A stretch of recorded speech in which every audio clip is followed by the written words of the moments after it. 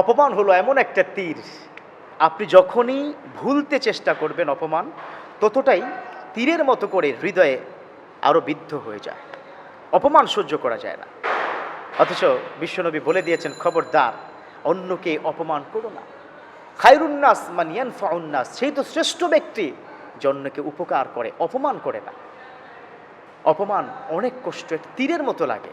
আপনি যত ভোলার চেষ্টা করবেন যে না এইটা আমি আর মনে রাখবো না, খেয়াল করবেন ওই অপমানটা, ওই তীরটা মনে হচ্ছে আরো ভিতরে ঢুকছে। এই জন্য অন্য কাউকে অপমান করবেন না। আজ আপনি পৃথিবীতে বসে অন্যকে অপমান করছেন, খোঁটা দিচ্ছেন, সম্পদের বড়াই দেখাচ্ছেন, আবার এই কথা বললেন যে আমার টাকায় তো তোমার সন্তান মানুষ হয়েছে, এ ধরনের খোঁটা দিয়ে অপমান করেছেন।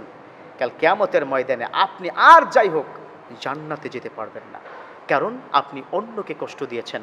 সে কষ্ট দেওয়া ব্যক্তিটা যদি আপনাকে ক্ষমা না করে, আল্লাহ আপনাকে ক্ষমা করবেন না।